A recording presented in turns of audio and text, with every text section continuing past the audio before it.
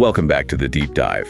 Today, we are breaking down a regulatory victory that was a long time in the making. A huge one. It has totally reset the board for one biotech firm, and maybe more importantly, it's changed everything for some of the sickest patients out there. Absolutely.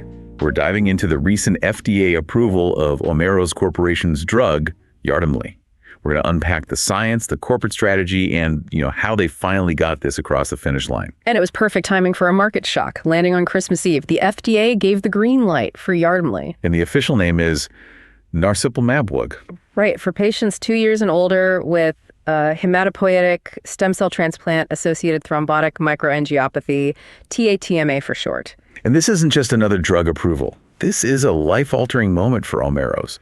It's their first major U.S. approval in, 3 decades? 31 years. Think about that. All the R&D, all the trials culminating right now. The market certainly reacted. The stock just went vertical. It spiked 78% to over $16 right after the news. Settled a little lower, around $14.50 after the holiday, but still a massive move. Because, and this is the key takeaway for you, Yardemli is the first, and as of right now, the only approved therapy for this specific devastating complication. Exactly. And the way it works, the mechanism is just so elegant for this specific patient group. It's a first-in-class lectin pathway inhibitor. Right. It's incredibly specific. It blocks an enzyme called MASP2, which is really the thing that kicks off this whole inflammatory cascade. And that specificity is critical, right? Because we're talking about stem cell transplant patients. Yeah. They're already profoundly immunocompromised. You can't just shut everything down. That's the genius of it. Your complement system, your immune first responder, has 3 main roads: classical, alternative, and lectin. Oh. In TA-TMA, it's the lectin pathway that's gone haywire. So Yardemli just goes in and blocks that one pathway. It leaves the other 2, the classical and alternative pathways, totally functional. Which you need to fight off everything else. You absolutely need them. They're vital for fighting off the bacterial and viral infections that these patients are so vulnerable to, keeping that defense online. I mean, that's often the difference between life and death. Okay, that context is perfect. Yeah. So let's look at the history here, because this was not an easy road. It was an uphill battle for years. It was. And to really get the scale of this achievement, you have to understand the disease itself. So what is TA-TMA?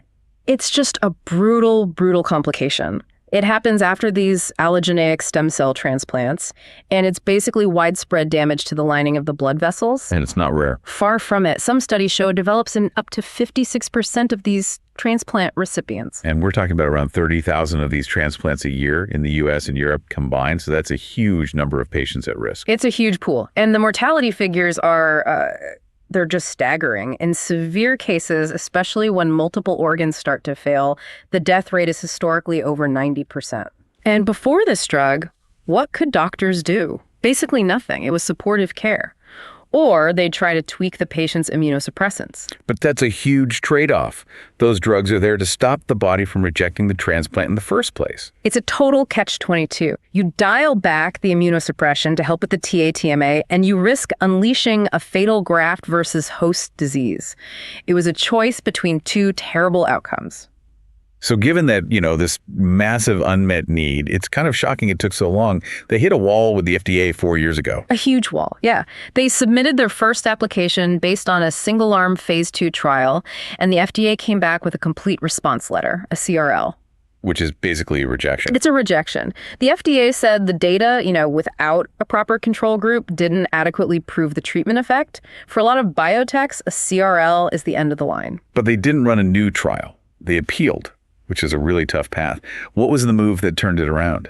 It was a very clever, high-stakes gamble on real-world evidence. Instead of a whole new trial, they put together this huge supplemental data package. And submitted that last March. Exactly. And what they did was compare their trial patients to an external control group, a registry of over 100 historical TA-TMA patients who did not get the drug. Using historical data to overturn a CRL is... That's almost unheard of. It really sets a precedent, especially for these ultra-orphan diseases. It does. I mean, how can you ethically have a placebo arm when the disease kills almost everyone? The fact that the FDA accepted this speaks volumes about the clinical need and, frankly, the strength of their data. So let's get into that data.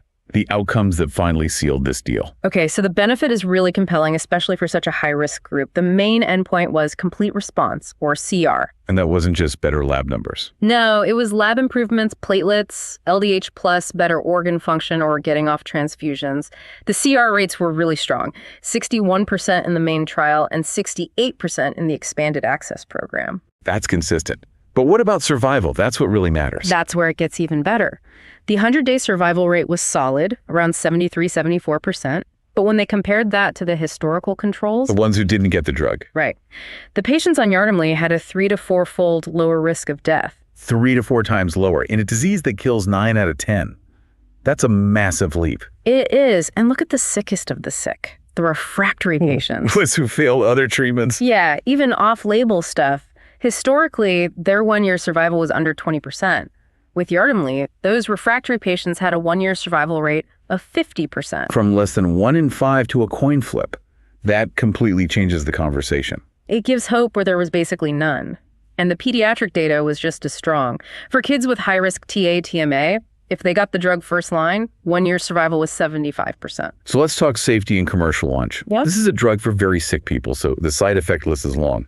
Infections, sepsis, hemorrhage, serious adverse events in 61% of patients. How is that acceptable? You have to weigh it against the alternative, a 90% chance of death. And a lot of those AEs, sepsis, neutropenia, are things you see anyway after a stem cell transplant. The drug doesn't seem to be adding some huge, unmanageable risk on top of the disease itself. And that gets us to a really important commercial point. If you're treating a crisis like this, speed matters. It's a huge differentiator, and they navigated the regulatory side perfectly. The drug has no boxed warning. No REMIS program. And crucially, no mandatory vaccinations before you can give it. Which for some other drugs in this space can be a huge hurdle. It's a huge hurdle. In a transplant ward, time is everything. You don't want to wait days for a vaccine to kick in. You can just give Yardemli right away. It's a massive selling point. So when can doctors actually start using it? What's the timeline? The U.S. launch is planned for January 2026, and they're already moving in Europe. The application is with the EMA now, and we should see a decision there mid-2026. That brings us to the money. A big launch like this is expensive. But they made a deal recently that completely de-risked their balance sheet. It was a brilliant move. Omeros sold the global rights to another drug in their pipeline, it's altenibart, to Novo Nordisk. That was their MASP3 inhibitor for PNH. Exactly, and the deal is huge. A headline value of $2.1 billion with $340 million in cash up front. So they basically sold off an asset that was heading into a really competitive market. Very competitive. PNH is crowded. And used that cash to fund the launch of a drug where they now have a monopoly in a rare disease. That's the play. It's textbook corporate strategy. They took a huge amount of risk off the table and can now fund this Yardemli launch without having to dilute their shareholders to raise money. Okay, that brings us to our This Is Not Financial Advice segment. One outrageous but plausible trade idea based on all this news. And as always, this is just for discussion. We're talking ideas, not making recommendations. Okay, here's the pitch. You go long Omeros, ticker Omer, but not just because of Yardemli.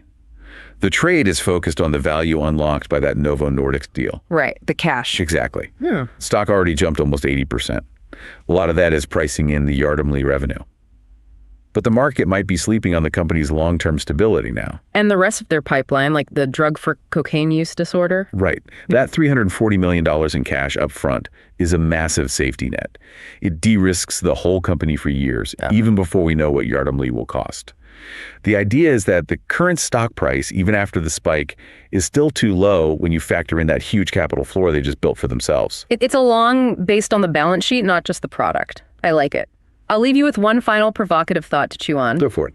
The data is clear that with TA-TMA, delaying treatment is deadly. Speed is everything. Omeros has the first mover advantage now, but their U.S. launch is a year away, and Europe is mid-2026. Okay. So the question is, what happens if a competitor with a fast-acting drug emerges before then?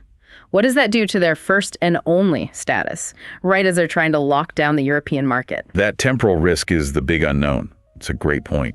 Still, no matter what happens, this FDA approval is a monumental win for Omeros, and it transforms the standard of care for this horrible condition. It absolutely gives a real chance of survival to patients who, until now, had very little hope. For all of you tracking this, keep an eye out. Oh. Omeros is hosting a conference call next week, Wednesday, January 7th at 4:30 p.m. Eastern. That's when we expect to hear all the details on pricing and the commercial strategy. Be sure to tune in.